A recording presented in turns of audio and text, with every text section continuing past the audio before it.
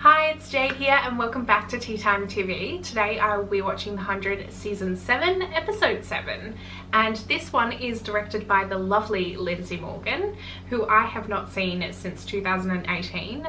And she is a contrast to her lovely character Raven, who is my favourite female character in the show. By far, always has been. I think Lindsay puts an incredible amount of effort into her acting, and I'm expecting the same out of her directorial debut. Honestly, I'm looking forward to this one and just sort of analysing it from a director's point of view.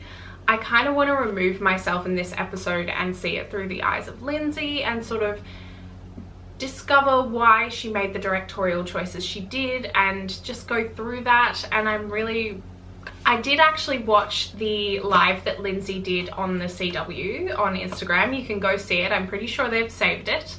But it was an absolute delight. It was really, really lovely seeing her interact with the cast, especially Richard and Louisa. I think that they all just have such a great trio in the show that's really transferred to real life. Like, you can really feel that Lindsay feels very comfortable with Louisa and Richard. I mean, she feels comfortable with all the cast, but it comes across there just because they joke a lot and they're really relaxed. Speaking of Louisa, I really thought from the previews, because I did watch them this time around, I was too excited to see a little bit of what Lindsay was doing. And I really thought Amoria was going to go for a second there, but then I thought, wait, they wouldn't do that in Lindsay's directorial debut. That's way too big a stuff to give her, right, as a first debut. That would be some heavy stuff to direct. So then I've sort of veered off that path. But the reason I was there was because she isn't credited in the next couple of episodes. And there's an episode that's Indra and Murphy centered that didn't include Louisa in it at all, which made me even more nervous about it. So I'm glad to say that I don't think Amoria is going to die in this episode, and we can just be at peace with that. I do have to confess though, today I saw a spoiler.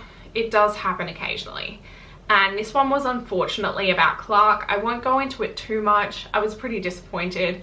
It's probably, you know, one of the big climaxes of the episode, so it was kind of sad that it was spoiled for me, but we'll go into it later and talk more about it either way.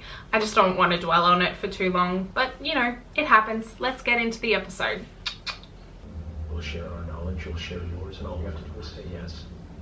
And tell us everything you know about Clarke. Griffin. Clarke? What does Clarke have to do with anything? Yeah, can like someone tell us something about why they want Clarke so much? Yeah, you keep saying that. Tell us why. And you'll understand why.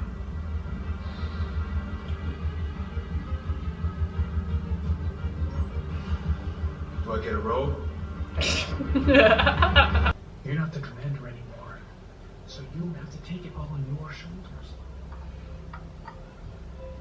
Right? Right. Do you mind if I hang on to this? Do you mind if I go play soccer? You'd be crazy not to. Thanks, Dr. Jackson. It's great, but maybe we should talk about why you're doing this instead of doing it. Oh, don't try to therapist her. Your parents left you out to die in Moria, just like the children of Gabriel. Oof. We're gonna get some flashbacks on that one? And yes, and myself at the same time. How is that a bad thing? Maybe you can do a better job talking you out of it than I did. Huh? He can't. Yeah. Huh. I'll get you the rest of the DNA. Turkey What? prayers. Why are we in the ring? Come back. If he wants a shot at the title, you can coach him on my weaknesses. I don't think you have any.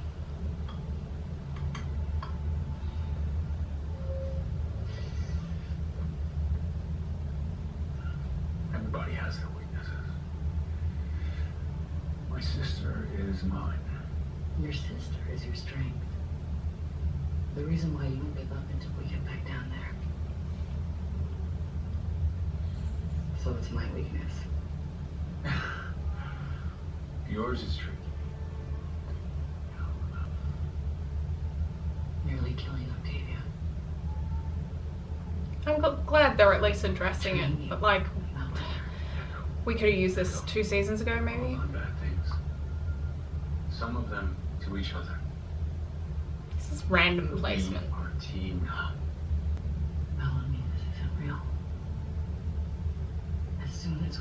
to the ground all of this. You want me to believe he gets it first?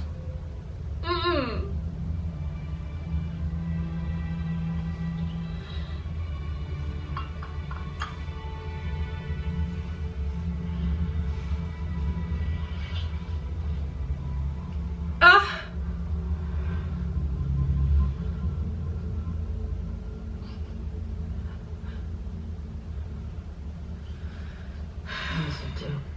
I don't want to talk.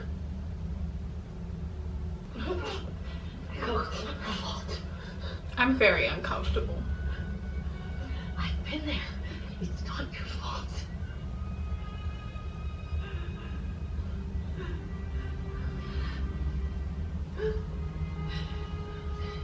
You're my family too. When you listed off your family, you said Maddie, Bellamy, Clarke. There was no Echo on that list. I'm just saying. I can reunite you with your family, Nelson. Let me do that.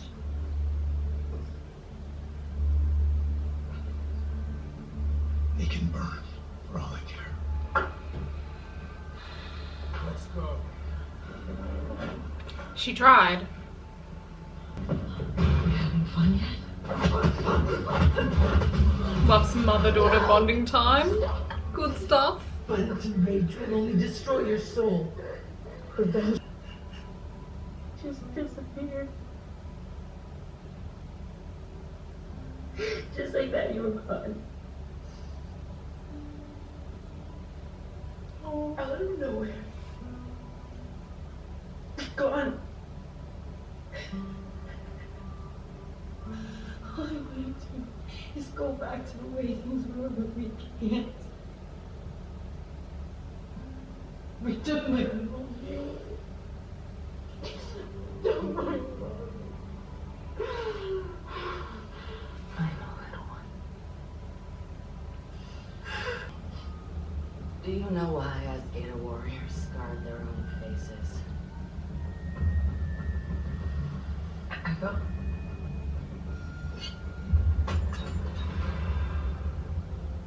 We do it to symbolize the pain is over.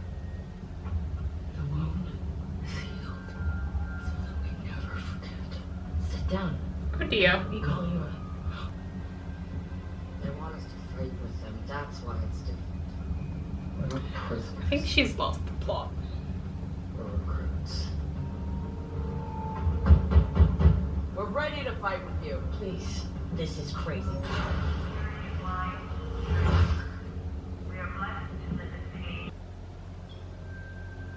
Check. What? You could have won with your queen. That was the checkmate move. You just want to keep me here. Kelly's always been too soft. Only Daniel's words hold water with the true fanatics. Without him, your frig drainage ceremony will almost certainly I'm fail. disappointed you didn't figure this out earlier. If you make a sound, I'll kill you. Checkmate. Man, god damn it. Yeah, and this bitch, yeah, okay. All the puzzle pieces are clicking together. Come on. Paula. See here. This is your son, Nelson.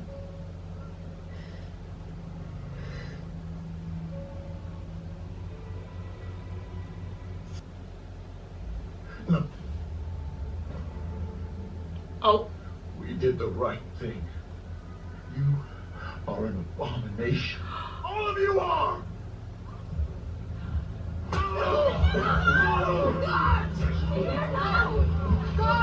I wasn't expecting that.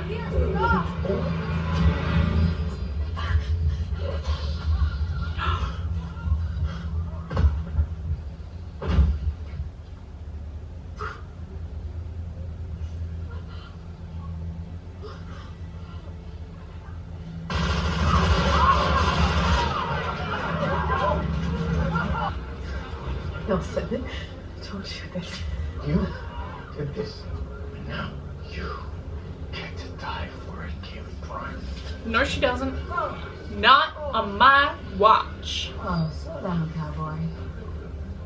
First we make demands, and then we get to kill people. There's no need to rush the good stuff. Oh, anomaly. Hold the work. Someone's coming through. From where? Looks like Clarke. Oh, wait. That's the Cold Path planet, isn't it? Clarke. I've been waiting for you.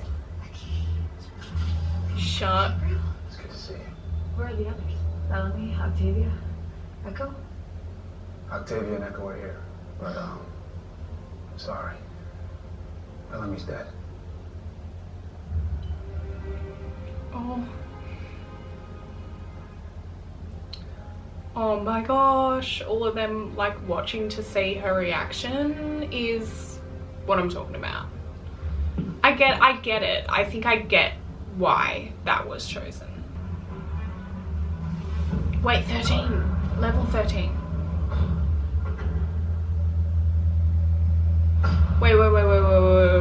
Wait. I knew it. Through the bridge. The shepherd will rise. Oh yes, of course, that crazy man from the videos. He's in like some weird incubation thing, isn't he? Like the cryopod. Yeah. William Cadigan. Freaking Cadigan. This bitch. Have we cracked the code? Has the war begun? No, not yet, sir. But we have the key. Why is she the key? Someone tell me.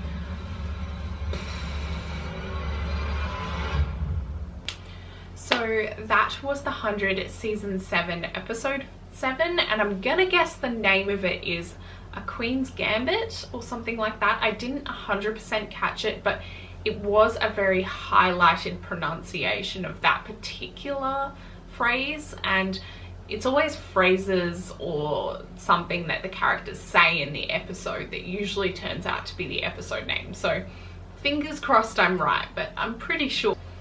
First of all, I just want to say really loved Lindsay's directorial debut. I can just really tell that she knows each of these characters and knows how to work her colleagues, actors, in a way that brings out the best in what they can do with their characters. I just really found each scene to be authentic. I was driven in each scene. I never felt like I didn't want to be in any of those scenes or watching them, even though some of them weren't my favorite, and we're going to talk about that, but I still think she really did the best with what she was given. Absolutely, 100%. And I think that's always what the actors are doing, and it shows for sure. Where the script lacks, they definitely make up for acting and directing. So let's get into the episode. I think the first thing I want to note is that we're getting to high stakes a lot. Like we're getting to a lot of big scenes where it gets to a climax, but like no one important dies, which makes me really hesitant for our last few episodes, because I think we're just going to lose a lot of people all at once, which I don't really love. It's very Game of Thrones-ish, and I feel like it's better if you just sort of, it's a bit more staggered. Not that I really want to lose main characters, but if we're going to, like, guys, let's spread it out a little bit so it's not so devastating. Yeah, we'll see how it goes, but at the moment I feel like there's a lot of high stakes and not a lot of results from that. One of the first scenes that I've kind of been thinking about ever since it happened, obviously, is the Bellamy and Echo scene on the ring, their first kiss. And while there were some parts I didn't agree with, which was quite a lot of it, to be fair, and it really feels spiteful to have this scene now rather than a couple of seasons ago. Just because obviously we were asking, like, where is the flashbacks? And here we are in freaking the last season, 2 seasons after they've gotten together, and now they want to show us the evidence, right? So it just feels a little bit spiteful of the writers, but you know, whatever. Look, and to be totally honest, I actually didn't really mind the kiss itself. I thought it was okay. I thought there was the right amount of passion there, and I feel like maybe part of it was Lindsay's directing, and maybe they were like more comfortable, I don't know, but it was one of the more genuine scenes I've seen between the two of them, even though I don't necessarily agree with the whole context of Bellamy and Echo. I definitely don't agree that he would be the one to kiss her. I think that's really strange, but I'm also just sort of thinking that, you know, they're two of the very few people on the ring who are single, and it just kind of makes sense. Like, I always assumed that he would pick Raven first though, so you know, it's strange to me, but I also from some standpoints understand why it happened. I just don't understand why it continued to the ground, and I don't know that they know why either. And I think part of it is to do with what Bellamy said. It's about loyalty, and I feel like Echo will always follow whoever is the leader just endlessly, right? And you know, multiple people have pointed that out, not only in this season but previous seasons. So I just think that there's going to be some climax that storyline comes to for her. Does she stop relying on Bellamy? Does that relationship stop because it's about the leadership and her being loyal? And I'm interested to see if that comes full circle. I read a meta on it a little while ago about, you know, her Echo and her loyalty and what the Bellamy and Echo relationship serves. I'd really like to find it so that I can share it with you all, but it was really, really enlightening and shed some light on the situation. And look, I don't know if that's the writer's intentions, but if I were to sort of take myself apart from just seeing it at face value and reading this, I really think it makes sense. Like, yeah, I'll have to maybe link it in the description for you guys, but it's a really interesting read. I have to say that scene between Bellamy and Echo wasn't even the most disturbing to me. It was the Octavia and Echo scene that was so strange to me, especially the wording of "you're my family," which, where, huh? You haven't seen her in forever. You don't like her. Octavia has no basis to like her on other than the fact that she's mourning Bellamy. And I think it's just really strange of her to say that, especially, you know, when she was in, you know, the Sky Ring, that she said, you know, Bellamy, Maddie and Clarke were going to be her and Hope's family when they got back, and Diosa's. So I just think it's a really weird twist around of story to then include Echo in that family, because she didn't before. It wouldn't have worked in that context then, and it wouldn't work in this context now. It just doesn't make sense for Octavia to care about Echo. I mean, she almost tried to kill her. She hasn't A, apologized for it, and B, I don't think they've ever had that many conversations. So it's just this lack of behind building and this expectation of us as viewers to just sort of believe in the lines that characters say. And that one just felt like the shittiest of all. Like, honestly, it was just like, on what basis do you want me to believe this? That Octavia would want to include Echo in her family? Sorry, not for me. Another scene I'd really, really like to roll around to is the one that I saw the description of beforehand.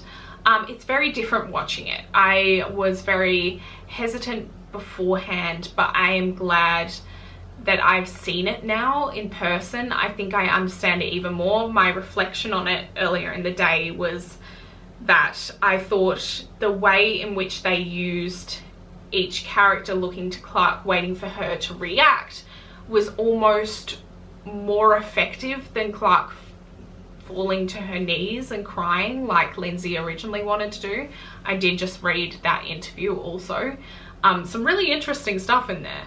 But I thought it very interesting that Jason wanted to frame it specifically because Clarke and Bellamy are best friends. You're still gonna go get down on your knees and cry if you lose your best friend. I would. pretty sure. I'm not a psychopath. Yeah, I just think it's really strange that he put it on that basis, but when you actually see the scene itself, the way it flashes to every other character in the room, and they're all looking at Clarke waiting for her to like have a breakdown, but she's just numb, which I think is a step up from having a breakdown. I think when you completely withdraw into yourself, it is like everything internally is just frozen and doesn't know how to function anymore. So I feel like that is possibly more effective. And while that may not have been the intention from Jason and his writing, that was definitely in the intention that Lindsay chose for this scene. So thank you. Thank you to Lindsay, because I think that was a really good decision. I am afraid though, because it's sort of given me a little bit of hope, and I don't want to be baited anymore. Look, I just don't know, guys. There are things that point me towards, you know, Bellamy and Echo still ending at some point. There are things that point me towards Bellamy and Clarke are never going to get together. There are things that put me towards, you know, like Gaia and Clarke are being put into romantic connotations. So I just don't know. I hate it, to be honest with you, but I'm just trying to stick with this season and its plot. Speaking of plot, perfect segue, I think we're finally coming to a head with this Shadeheader storyline. I don't know if it feels that way because Lindsay has put her all into the directing of it and made every scene matter to me, no matter whether it's Shadeheader storyline or not. But it feels like that entire storyline is sort of coming to a head, which is a huge relief, because I don't want to be doing two different streams of storyline right till the end of the season.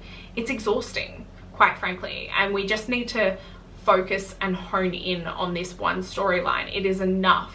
Like, it's really interesting that like Cadogan has come back, and like now all of that's sort of grouping in, and we need to hone in on that and focus in on that. We just need to get the rest of our other characters who are in the Shadeheader storyline into this storyline, which, to be fair, is probably going to take a couple of more episodes at the very least, but hopefully by like episode 9, please, it'll stop. But we did get something really beautiful out of the Shadeheader storyline, and that is a bit more of an insight into Amori.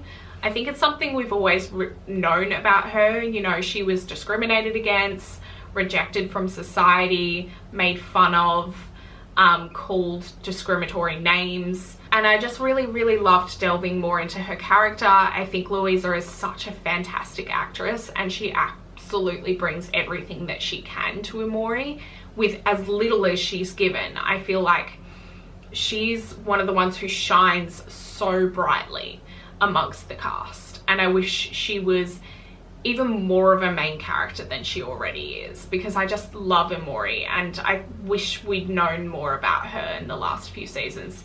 I remember season 5, there was an episode where she was basically one of the main characters, and it was chef's kiss. I really resonated in the fact that, you know, she was rejected by her own family as well, and it was really nice to see her sort of want that for others. And it is like this deep psychological need for her to give that to others because she didn't have it herself, you know. And I totally understand that, and that is a psychological thing that so many people do.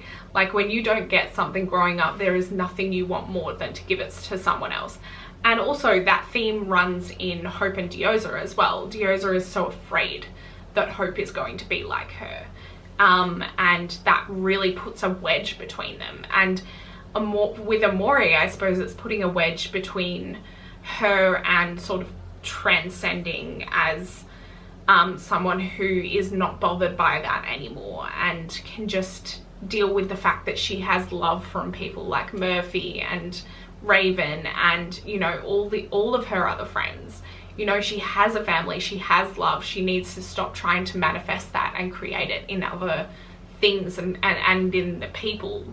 Adding on to that, I think it was heavily alluded that she's pregnant, if I'm guessing correctly.